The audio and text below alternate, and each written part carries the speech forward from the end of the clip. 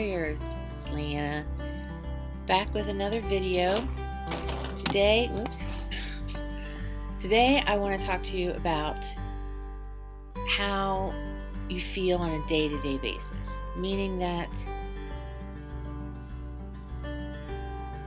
you may feel different feelings like uncomfortable, depressed, anxious, hopeless,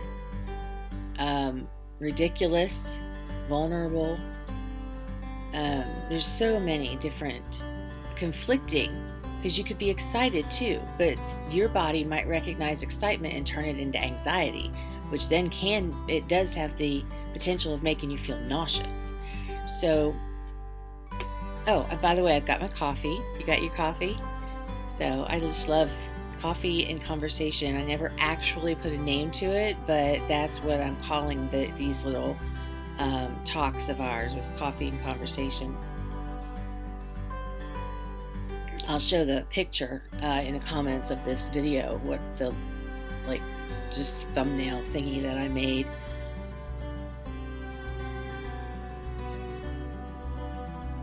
A while ago when I came up with the tagline.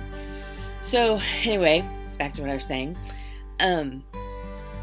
There are a lot of feelings that you're going to feel when you have to talk, several occasions. You have to talk to somebody new about what your history is, whether it be a doctor, a trusted minister, something like that. Number two, you have to wake up every day, and for a split, tiny second, you think, oh, it's gone, I'm fine. And it's like you forget.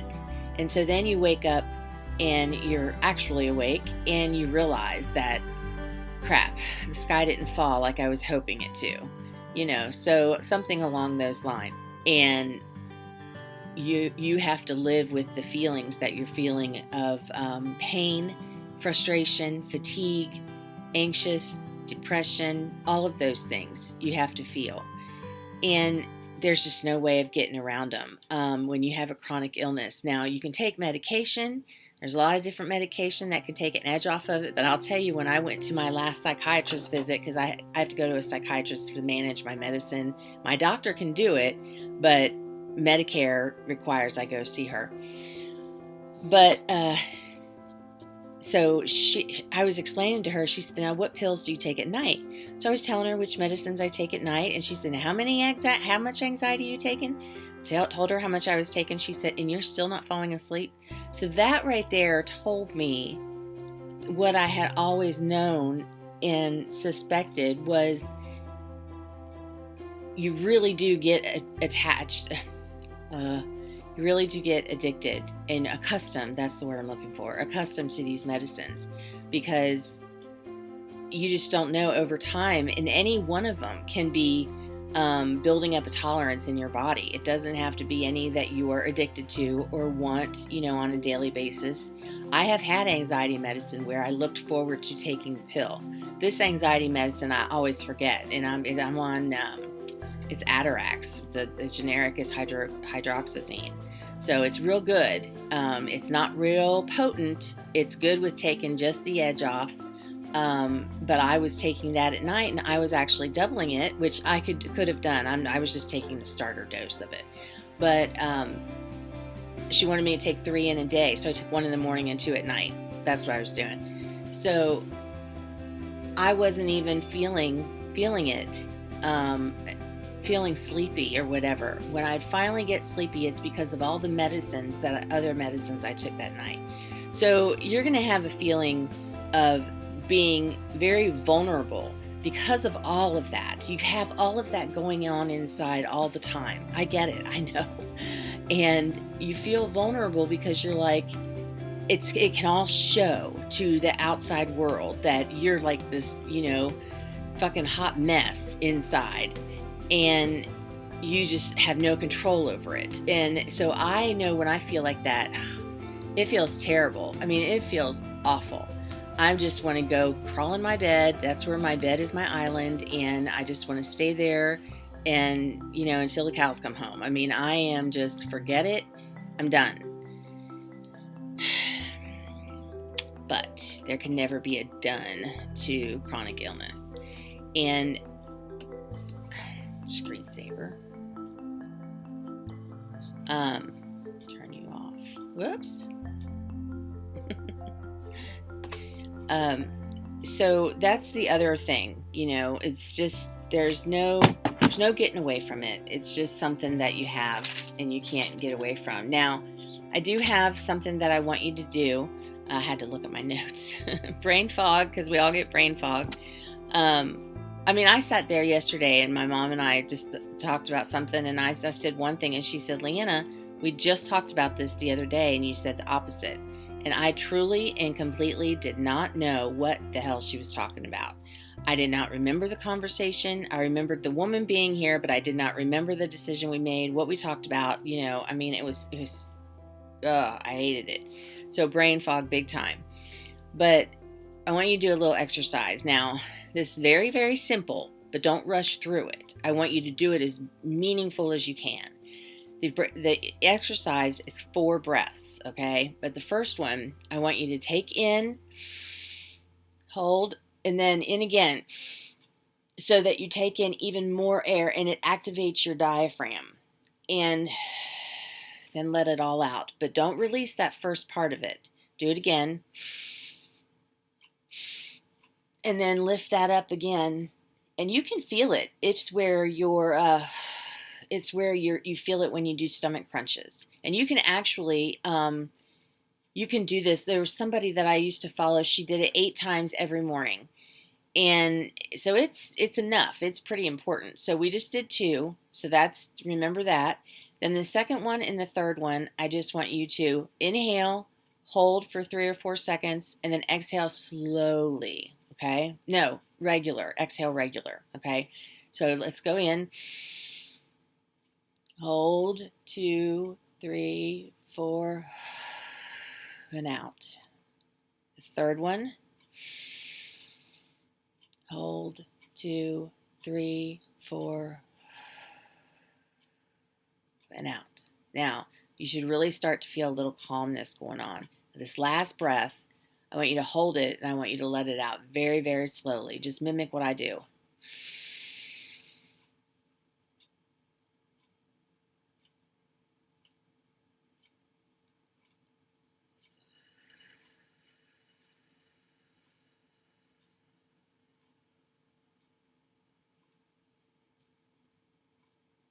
Now, you should feel very relaxed. Very, very relaxed. As a matter of fact, I bet you could fall asleep sitting there right where you're at. It's that good. I love it. So that's a little breathing exercise that, and I'll put it in the description of the video, in the comments, so that you can remember, jot it down, for yourself. So you want to release that breath, okay? Go back to my notes here. Now, I want to remind everybody the disclaimer that I need to put at the beginning of all my videos, whether they're on YouTube or here or whatever. I'm not a medical professional. I'm a medical patient, and I've been a medical patient for, God, going on 30 years. And this is, stuff that I've picked up because I've been in therapy. I've had psychiatrists. I've had medical doctors. I've had endocrinologists. I've had specialists. I've had all of them, okay? So this is just my personal opinions and experiences. I'm not a medical professional. Now, one of the things that I want you to do is I want you to think, okay, if these are for the people that have anxiety, okay, I want you to realize there's more than one type of anxiety. And if you're not able to differentiate what type of anxiety that you're feeling, think about the situation in which you're having the anxiety. Now, for example, my dad he's gone now, but he was somebody that he had a lot of OCD. He didn't know what to do with it. He's from a generation, didn't talk about that. He went to Vietnam, he came back, his stress level, his OCD just went through the roof. When he came home and I was home from school and I was sleeping on the couch because I'd take a nap, and we all know now that teenagers are the age group that requires the most rest. I don't know if you heard that, but I heard that several years ago. It's when you do, it's the smallest amount of space that you do your most growing. So it's from like 5 to 15. So when I was about 15 or 16, I would come home from school and we had skylights in the ceiling, and they would shine this sundown on the couch. And oh my God, it was so awesome to just curl up and take a cat nap. If he came home and I was sleeping there, oh, he would go through the roof, because in his mind, he's thinking, why does she get to be here in the nice house and take a nap, and I got to be out at work and driving home in traffic? I know that's what he thought. I'm so much like my father. I can understand so much of the things that he did. But here's the thing. He would come home around 4 o'clock every day.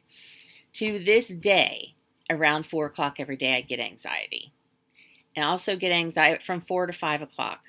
I also get anxiety when it's trash day, because he had a thing with touching the trash. And I actually learned a lot of OCD habits from him. Drives me nuts. Here's the thing, the three things that work together: the anxiety, the stress, and the OCD. I don't know if you have OCD, but I guarantee if you've got anxiety or stress, you've got anxiety. It's enough to give you anxiety, both or just one of them. But you can have multiple types of anxiety. So him coming home, something I shouldn't have still had, but it was generalized anxiety. That's what that falls under. Now, if I have to go out or go to somebody's house or go to run errands, I get social anxiety. And I don't want to leave my house. I have a little bit of agoraphobia where I just don't want to leave. I panic when I have to go somewhere.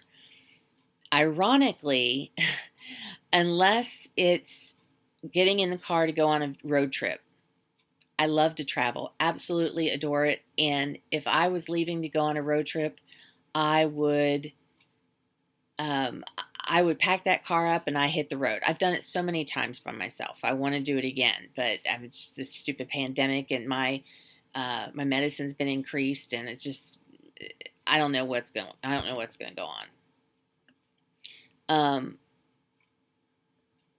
So, was I saying?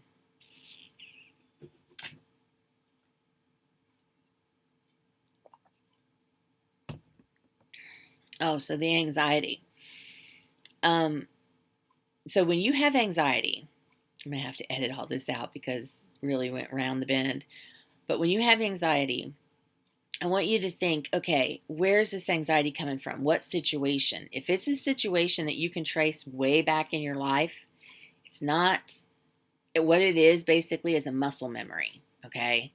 Only it's in your brain. It's a brain muscle memory.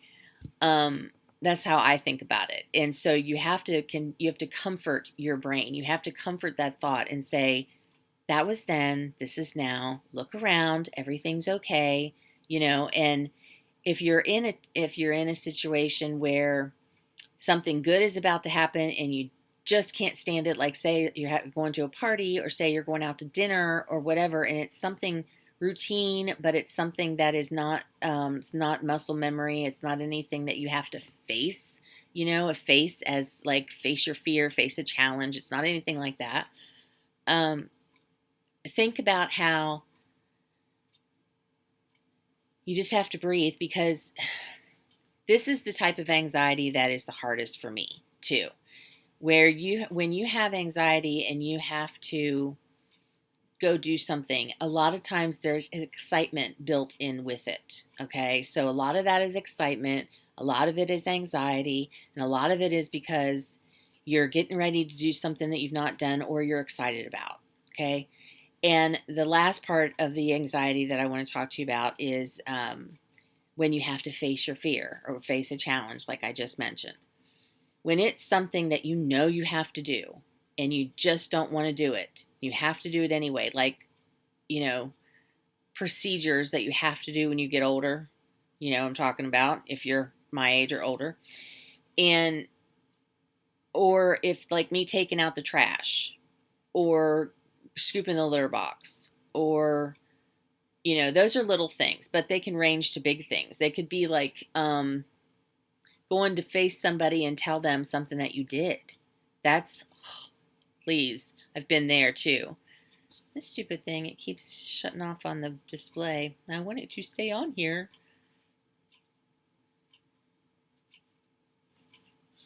So these are all different types of anxiety, and we cope with the anxiety by having our body goes into panic mode. Now, panic attacks can feel a lot different than anxiety attacks. Anxiety attacks is a pit right in your stomach, right in your diaphragm. It's a rock sitting there that almost makes you feel a little nauseous. I've had both of these now recently, and I've discovered the difference. So that's anxiety attack. Panic attack makes you can't breathe right. And I've actually had panic attacks, not a lot of them, but several, where it's like that. And your body goes into a survival type of mode, in a panic mode. Watch. So that's the difference. And panic can come from an anxiety attack. It can feed right into it, because if you have to do with type 2 or type 3 of the number 1 or number 3, rather, number 2 or number 3. Whoops. If you have to deal with the second type of anxiety or the third type of anxiety, you are going to, damn, I forgot again. You have a chance of feeling that panic attack, okay? Panic attacks, if you just sit down and relax and breathe, maybe do the breathing like I did, like I showed you how at the beginning of this video, then you'll be able to get through it. If depending on how bad your panic level gets, and you might have medicine that you need to take with you everywhere, so that if you have panic attacks, you can take a pill that will it's for an acute panic attack. It's not for over long-term anxiety. But there are medicines that you can take that will bring that panic level down. So basically what we've covered today is, go back to my notes, how there are a couple of feelings that you probably have to get used to feeling if you have a chronic illness. Over time, if you have a chronic illness, depending on the one you have, now I have fibromyalgia, that's what I'm speaking about, okay? Fibromyalgia, your symptoms get worse. Your little secondary side conditions that you have with them, they get worse over time. Fibromyalgia is not really a progressive illness except in that manner. Meaning that fibromyalgia is not causing fevers. It's not causing me to be sick every day, throwing up, or anything like that. I just get the fatigue, and sometimes I get a little woozy, feeling like I might pass out. The pain in the burning muscles, and I have lower back pain. That I had all of that before I went into heart failure in 2017. So now my body looks like I'm extremely out of shape. I can walk and I can do things, obviously, because I'm not, I'm sitting here. You can see me in the frame. So,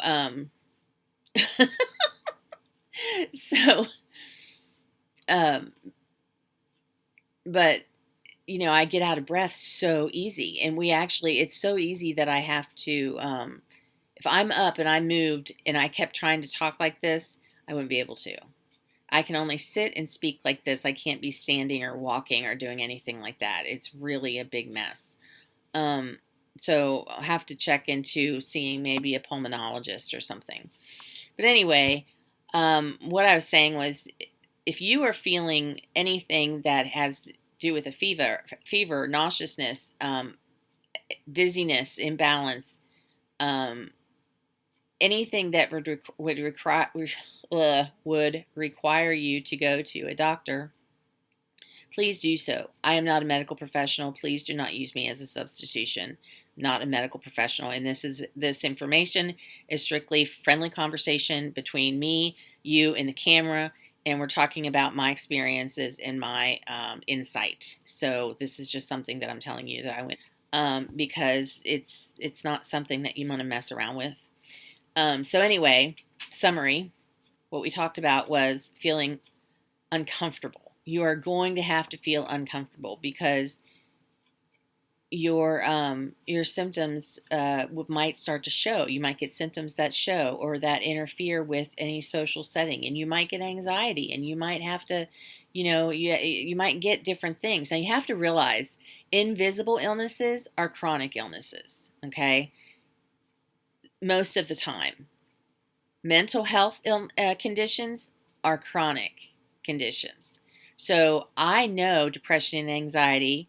I also know fibromyalgia, fatigue, being overweight, lower back pain, and arthritis. And what fibromyalgia does is the soft tissue in the body, which is everything except bone and organs, it affects that, and it makes it burn and ache, and like when it's cold or when it's wet, it really hurts. Like standing up, I can hardly stand up. I have to push off of something because I've had both knees replaced, and so that doesn't help either. But I had both knees replaced the year before I got the heart failure, so I didn't really get a lot of PT. I had one done in summer of 15, one done in fall of 16, and I got heart failure in February of 17. So I can see this video is 22 minutes, so we're going to wrap this up. Anyway, you have to learn to feel uncomfortable. Uncomfortability is something that your body is going to start changing. The physical element of your body is going to possibly start changing, and you might develop depression or anxiety or OCD, or I also got so bad that I had PTSD.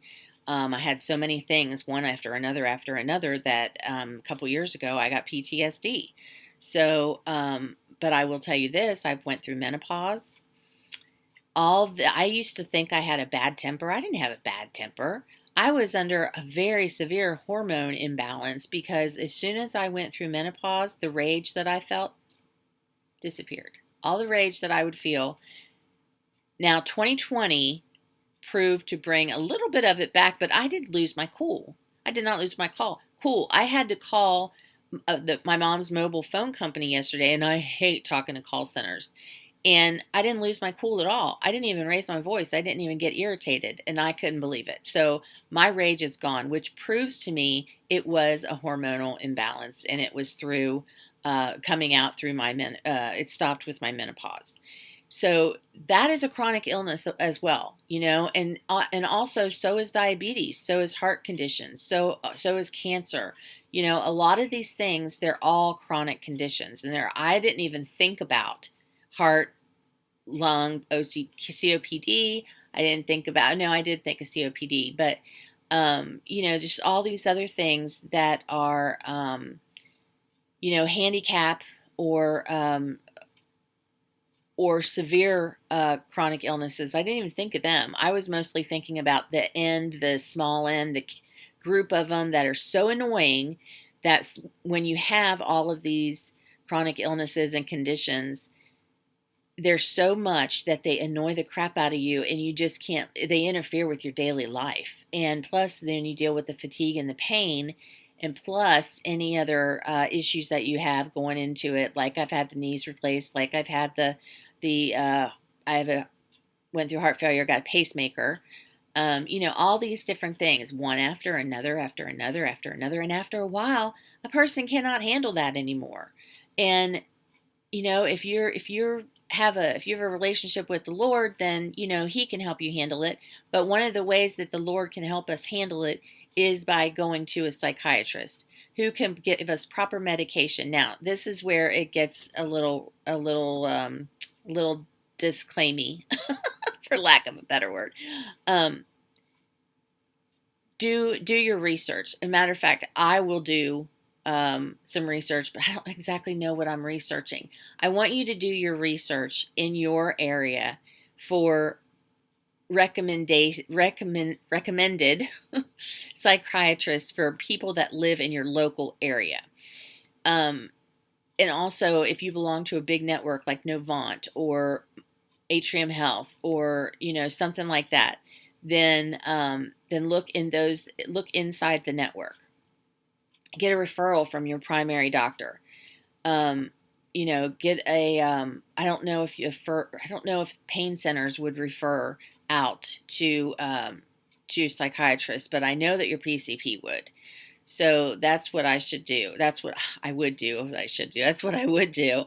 And you've got to talk to them about how you feel uncomfortable and how you feel vulnerable and how you know that these two feelings are there for a reason. Okay. Biologically, our bodies send us these feelings when we feel like we're in danger, and they're keys to let us know how to behave and how to act in these certain situations. And so that's where it comes from. Now, I also want you to remember the breathing exercise. Breathe in and out, and then breathe in and out. Now breathe in and hold it. Again. And out. You can do the regular breathing and that specific 2-breath breathing. You can interchange them, whatever you need to do for the first 3. Then the last breathing exercise is the counting, okay? Inhale.